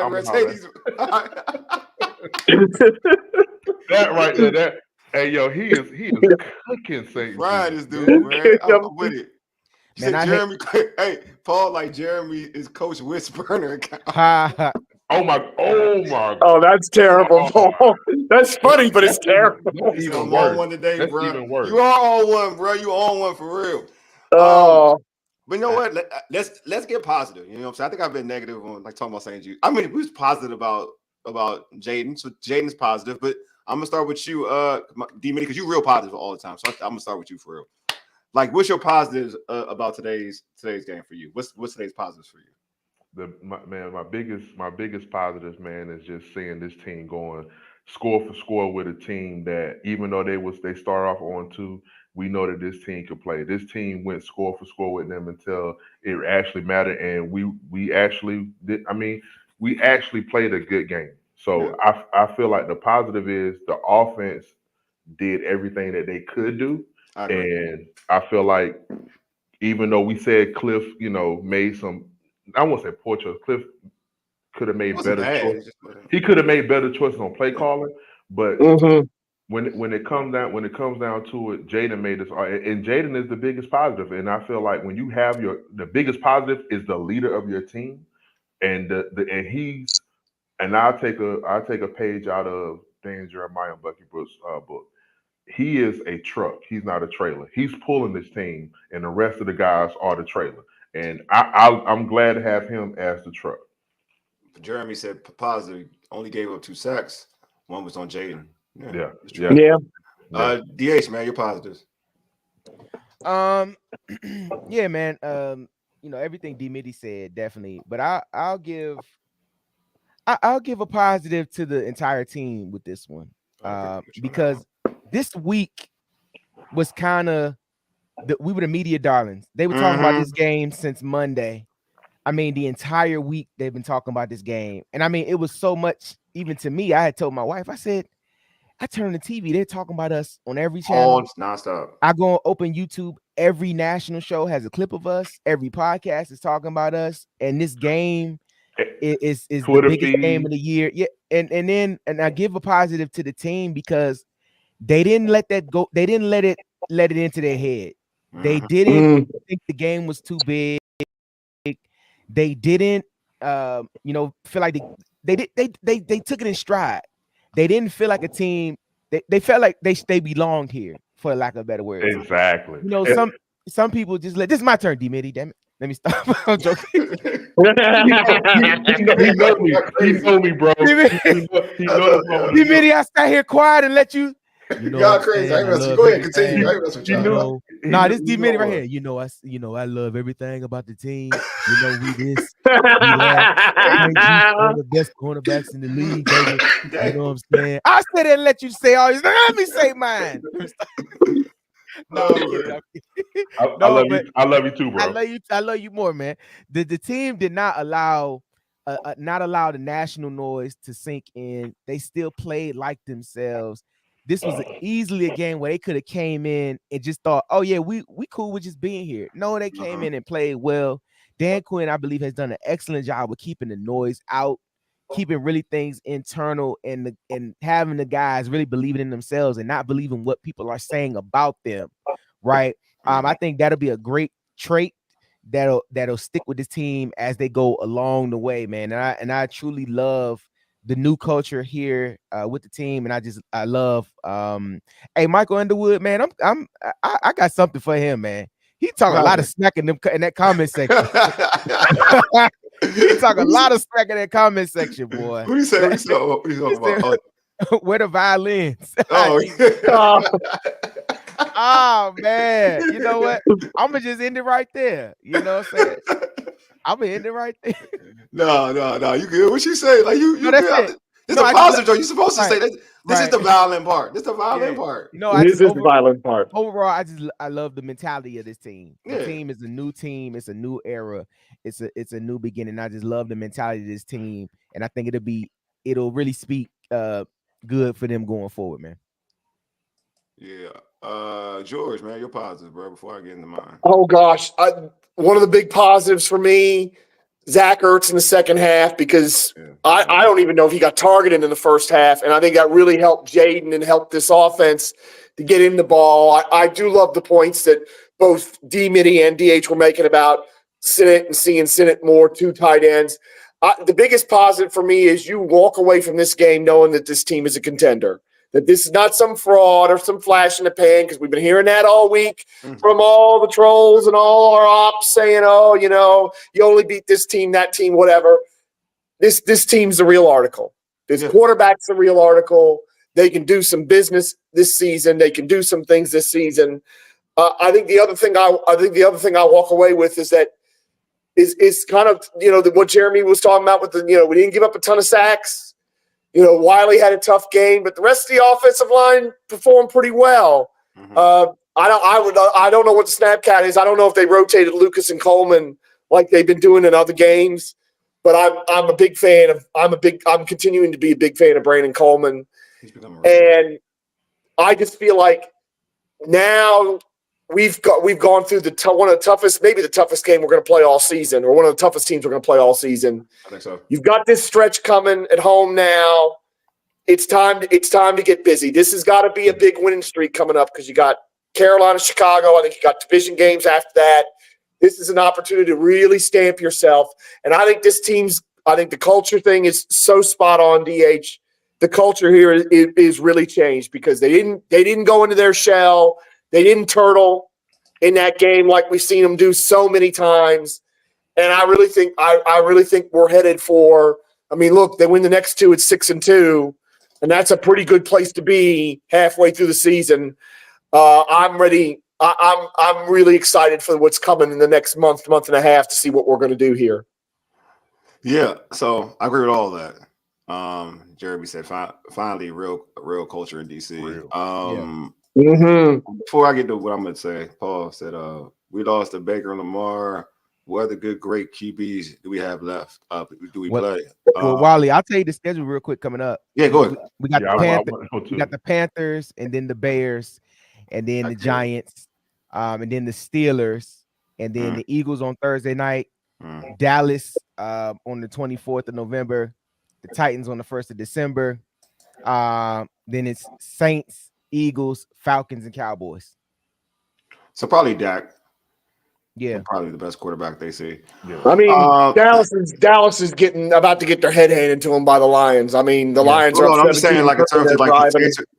But yeah, in terms of the good quarterbacks, Dak and the good Jalen Hurts. The good Jalen Hurts if he shows up. That everybody else, I mean, you probably get Carr by that time, but anyway, it depends on where you lie on with Carr. So my positives, like you went against the bullies in the block, and you there, you survived. You were in the game in the fourth quarter. That's what matters. You know what I mean? You didn't get blown out. Mm-hmm.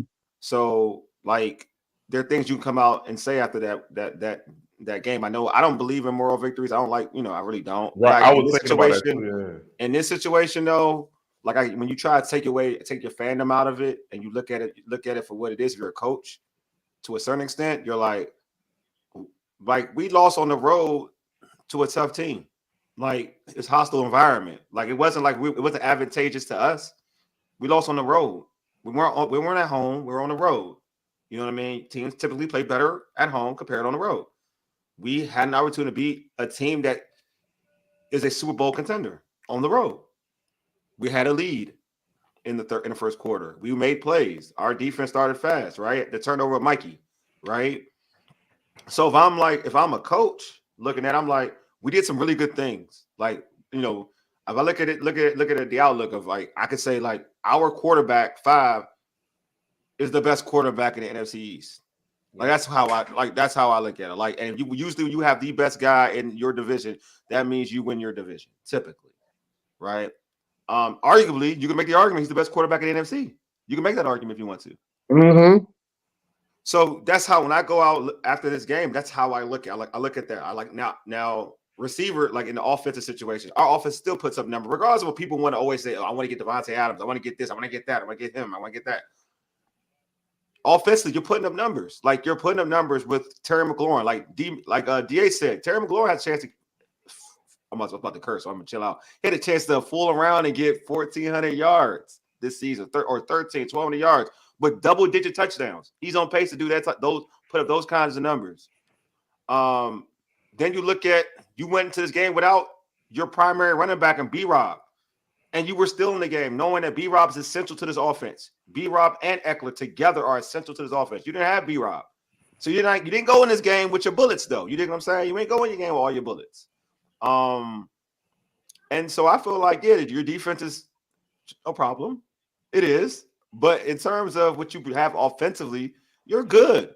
I know we all want to be greedy because I know I get this all the time on social media. We should get this person. We should get that. Now, if you want to get something on defense, I ain't going to argue with you. But on offense, I think they're set offensively.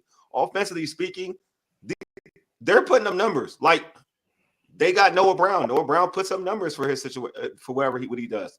For a number 2 receiver, that's decent enough. You got De'Ami Brown. He gets an opportunity. He puts up good.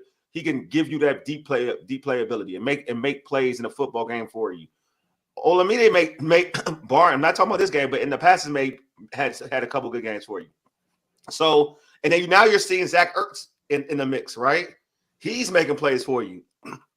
I'm looking at it like in this game, offensively speaking, this team is fine. Like, they're fine. That's my positive. Like, this team can beat anybody in the NFL. Like that. This is the type of offense they put out there. Their offense, when you go and say you're playing, like the Pittsburgh Steelers have the best defense in the NFL right now. To me, you go out and play Pittsburgh. I'm cool with saying that defense got to see us. That defense got to see us. Not like, oh damn, we playing the Pittsburgh Steelers, man. We got to see what? Shoot, no. I ain't like that. That defense, they got to see us. You know what I mean? Like, and their offense got to score like us. If you don't score like us, you're gonna lose to us. Your defense can try to contain us, but they ain't gonna stop us like for 60 minutes. Ain't gonna work that way. So for me, going this situation, going against the bullies in the block, because the Ravens are the bullies on the block. They're that type of team. You came out looking like, all right, you learned something about yourself. You learned that, all right, we had B-Rob. We was on the road. We lost by 7.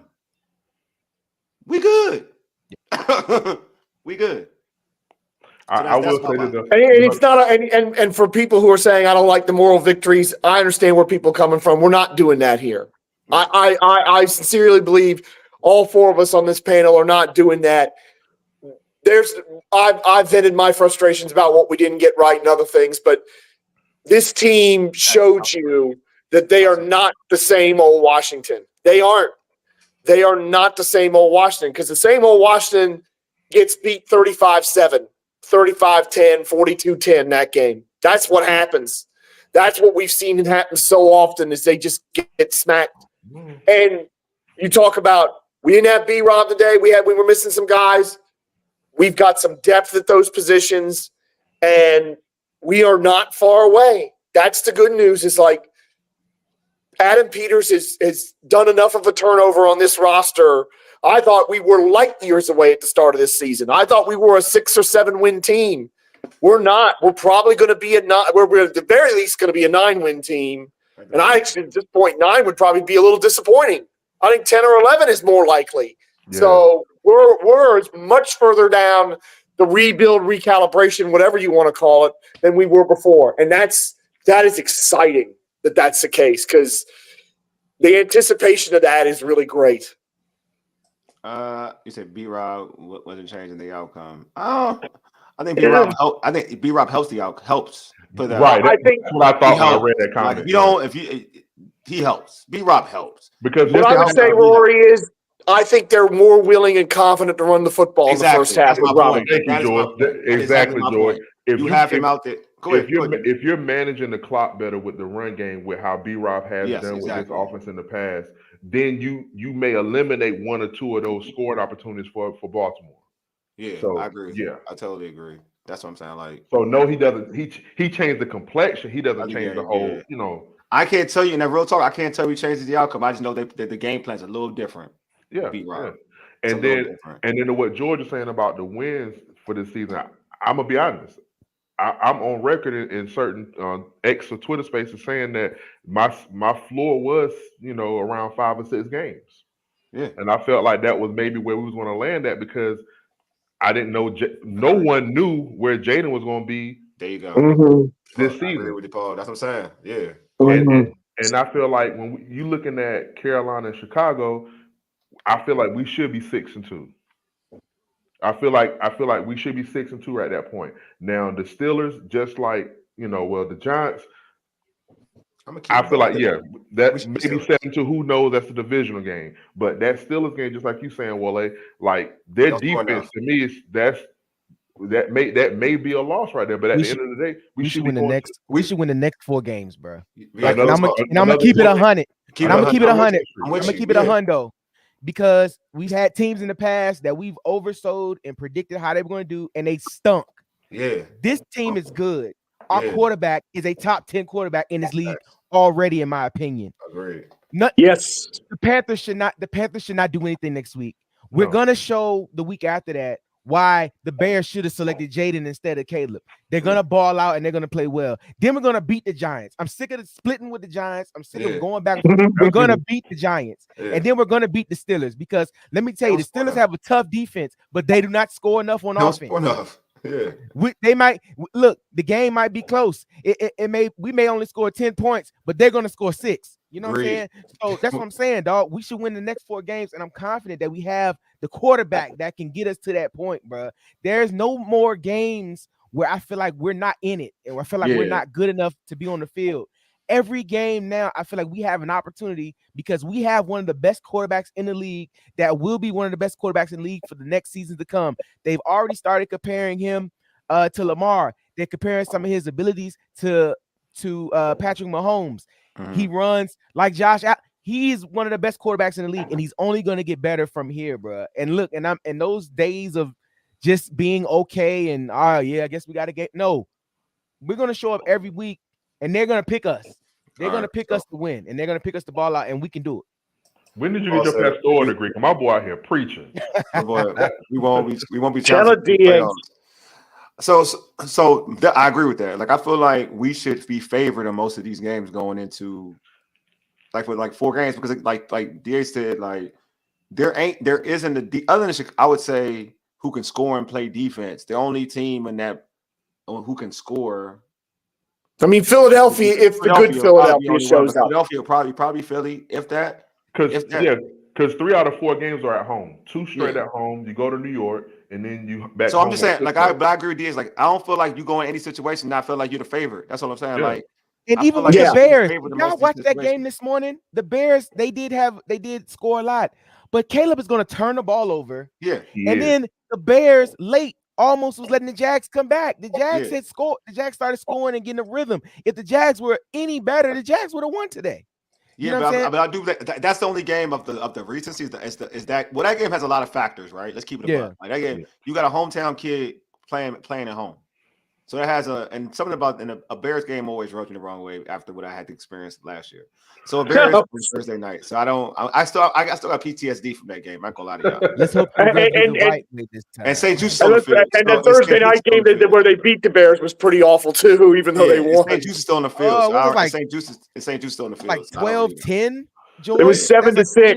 It was 7-6. That was in my Facebook memories today. This is the anniversary of that game. I left last year's game like at halftime. That's how bad that was. We always play the Bears around this time of the year. Yeah, I know. I don't really like playing Chicago mentally. You're gonna beat Chicago, bro. Yeah, but we have to get through Carolina first. Yeah, get like Carolina first. But to your point though, back to your point, it used to be I feared particular teams. Like we all feared certain teams. Like Pittsburgh, like when Dee Middy mentioned Pittsburgh, my mom like, nah, I ain't scared of them. Why am I scared of them? Like I'm looking at Pittsburgh, like you don't score enough. It's almost like the rant I had earlier. You don't score enough. Like Pittsburgh barely scored 17. I don't think if a defense is good, the best they're gonna do is get us to 20. The best. Yeah. 20. Najee is gonna go back to playing the flute. He's not gonna be the running back. It's gonna be Najee. St. Juice gonna put the locks on Pickens. How about that? He gonna put them locks. You know what? George Pickens may not be in Pittsburgh, but I'll say this much. You may be right. Like he's going to. This is going to happen. Pickens is going to get open, but they ain't going to throw the ball because they can't find him, and they'll miss him because that's what. Hopefully, Russ will be playing by then. Yeah, man. Yeah, that way we want. Then Justin ain't coming out unless he get hurt. Then he could be really one dimensional. You know what I'm saying? Then they can really. I hope Sirianni's still the coach in Philadelphia by the time we play them, because I don't know about that either. Bruh, let me tell you, it's gonna be a lot of. I look back through my memories, and there's gonna be a lot of change at the end of the year because I think teams are getting anxious. Yeah. And let me tell you something. I'm calling it here first. I'm calling my shot. If the Jaguars lose again next week in London, he get fired. Doug Peterson is going to get fired on the flight home.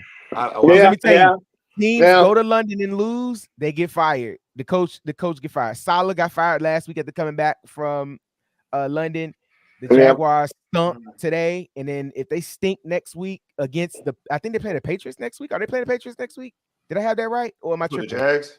Yeah. They may lose that. I don't know, but it's a London game. I don't know. I don't know why that's sticking out my head, but I'll look up. But if they stink next week, bro, they're gonna move on from Doug Peterson.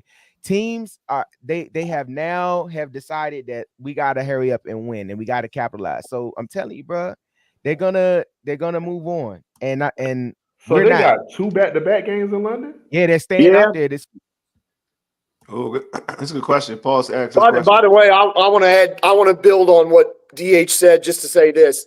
All right, go ahead. Everybody's watching what Jaden Daniels is doing, and I think they might be looking at their own quarterbacks going, what's going on here? This rookie has played 6 games in the league, and he's way better than you. What do y'all – I mean, you paid Trevor Lawrence that kind of money. You've paid Dak that kind of money. You paid Daniel Jones that kind of money, and Jaden Daniels after 6 games is outshining you.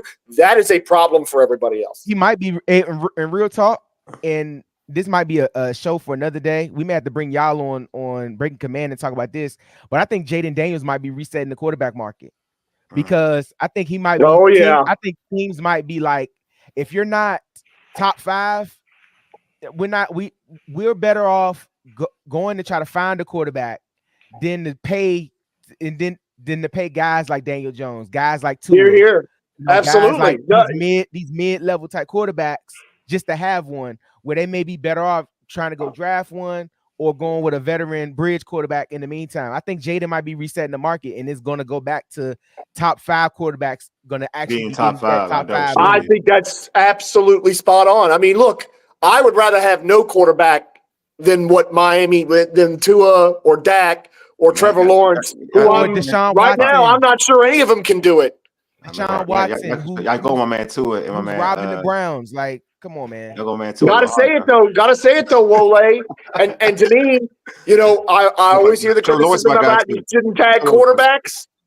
This last 4 or 5 years shows you that maybe tagging quarterbacks ain't the worst idea. Because if you're not sure, you should not give them that long-term deal.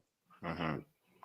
Yeah, it was good. I mean, the good thing about Jaden, also the good thing about the difference with Jaden's situation a little different. He's more experienced than most quarterbacks come out of college, so he's a little bit more like 55 starts, which you're not going to see that anymore because we're thankfully out of the COVID era. We're not going to have 5 and 6 year players in college anymore. A little more equipped to handle like that type of stuff, rather than being a guy like like a Drake May or Caleb Williams or anything like that. They're actually like you're talking about 3 years in college for real, playing college ball for real. It's a little different. So he's coming in, and Jaden had to fight and scratch because they were running him out of town in Tempe, Arizona. Yeah, and literally these 2 years of Jaden Daniels, and one at LSU and now here in Washington, that might be a documentary one day. Holy mackerel! But Paul, my man Paul had a state. So Paul said, better question: which teams will have a fire sale so Washington can pick up some folks? I know Paul. I know you're thinking Paul. I got you. No, I think Paul's. Carolina. I thought about that real quick. Go ahead. Somebody said this in the Twitter space. I forgot who it was. I want to credit people when credit's due. Cleveland might have a fire sale. Oh, definitely it will be. Oh yes. Give me Myles Garrett. Oh, they're not going that hard. No, they're not going that hard. Hey, the offensive player. Hey, we got $100-something million. He can get paid next year, bro. I know, but I don't think Myles Garrett ain't going nowhere. That man is. Don't tempt me. Don't tempt me like that. I wish. I mean, I don't know how serious the fire. I mean, you would have to. I don't know. I mean, if he on the market, yeah, I'd definitely. I go all in. We're talking about coaches getting fired. Stefanski, how long is he gonna last? I mean, he's actually been coach of the year for he was coach of the year twice, I believe. But check this out. That ain't get you no playoff wins, and they ain't get you no Super Bowl. Yep, and check this out. Like I said, it goes back to the point with the way this Deshaun Watson thing has happened.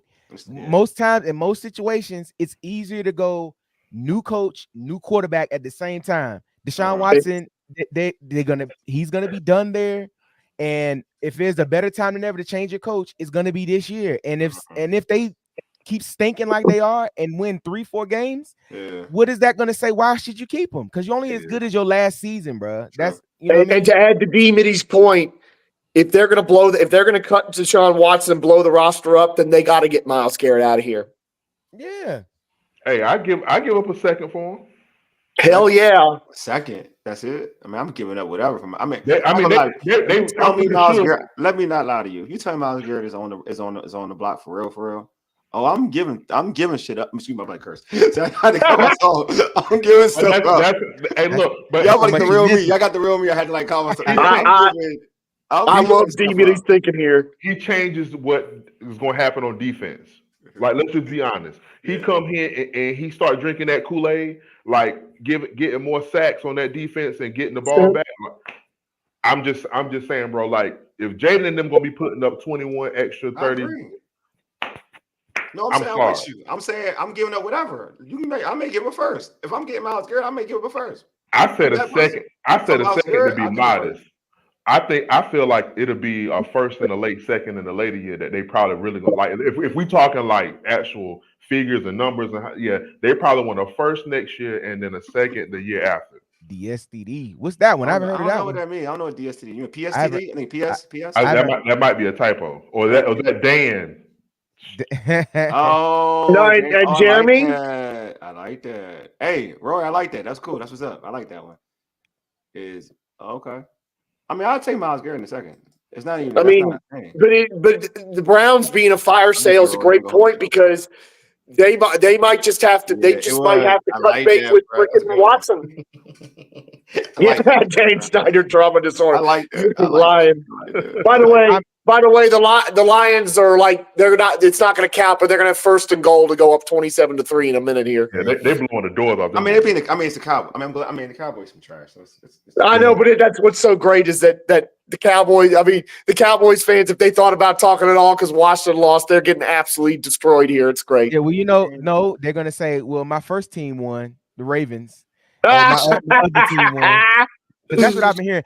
I've been getting a lot of smoke this week from Cowboy real? fans about playing the Ravens, and secretly that's the team that they Oh, like. Let me tell you, and I actually have seen a few Cowboy fans start talking about us a little bit more, and they're talking about They are. They start look. They trying. They are. I'm like, you might as well, if you only live here for 35 years, you might as well become a fan now. I mean, don't get me started. They Micah Parsons. Flowers. They try. When does Micah Parsons go on that? When does Micah Parsons go on that podcast and said, "I had enough of this"? Because that's coming. Yeah. Tuesday. Oh, he been hitting at it constantly talking about what Dan Quinn doing over here. So yeah.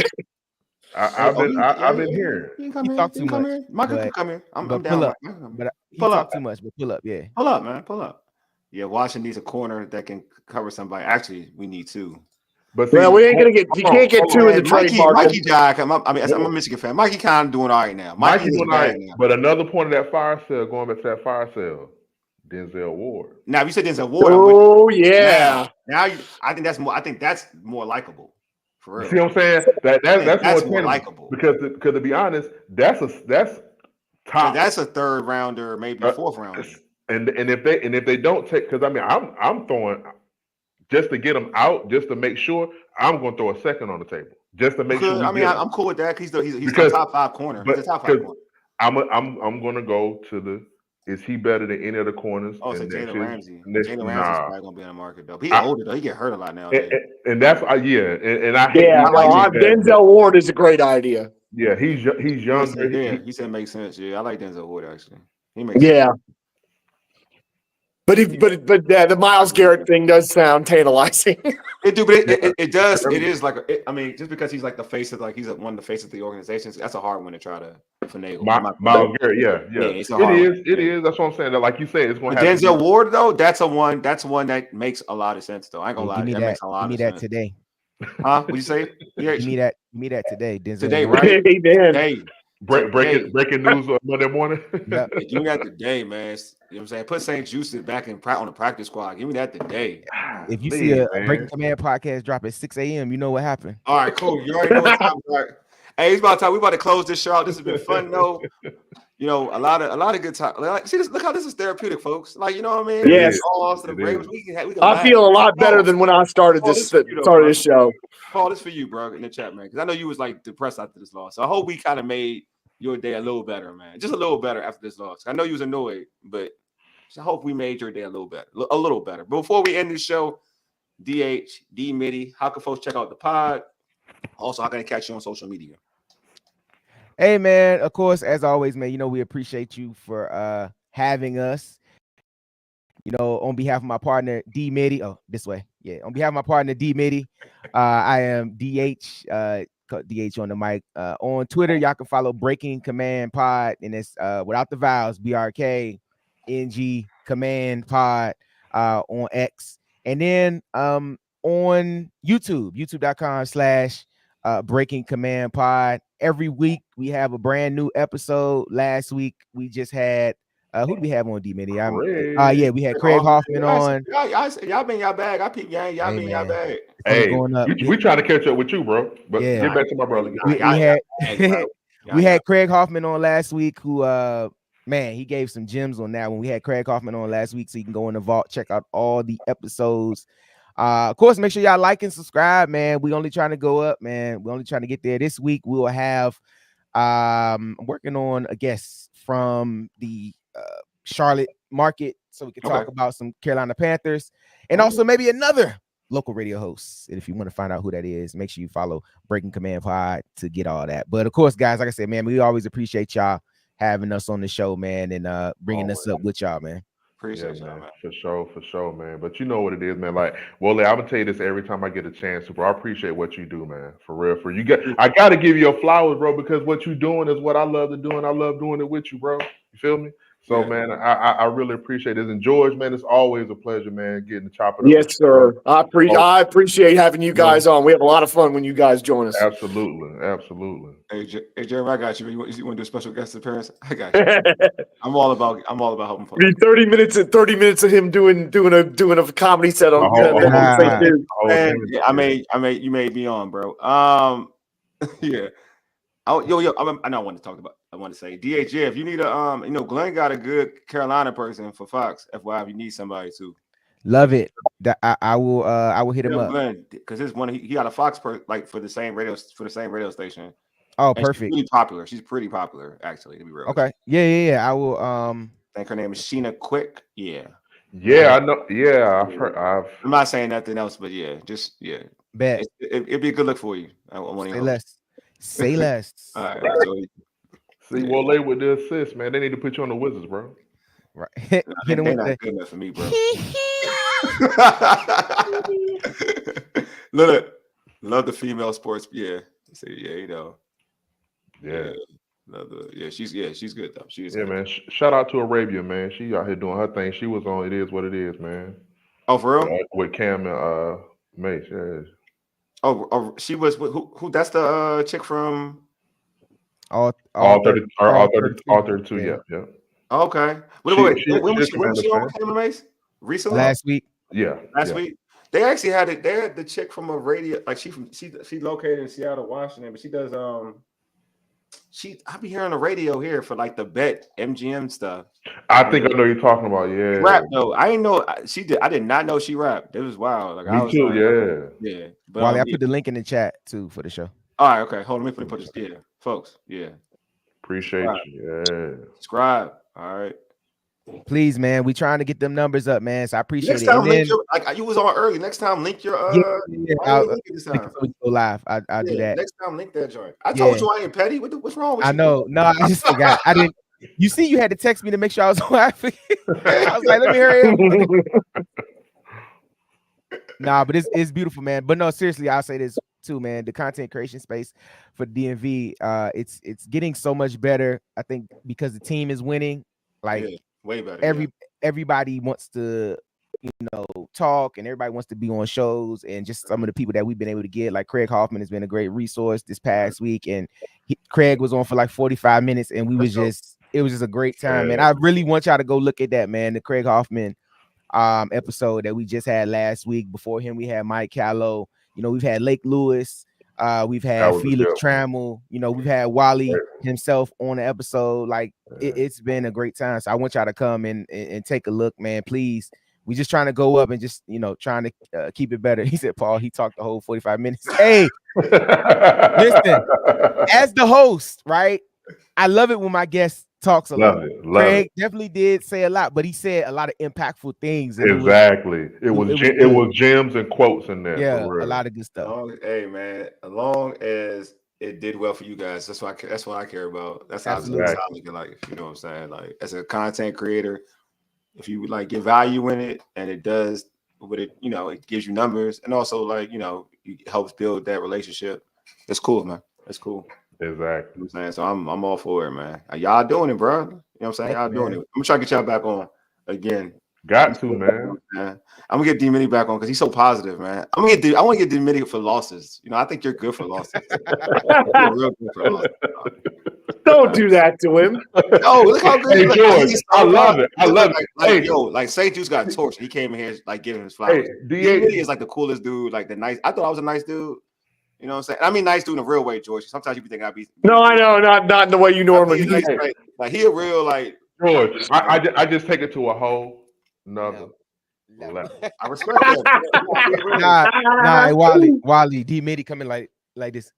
Yeah, man. Listen. So what I'm saying is that we have the guys that played well. I mean, I don't know what to say, but we a great team. We're a good ball club.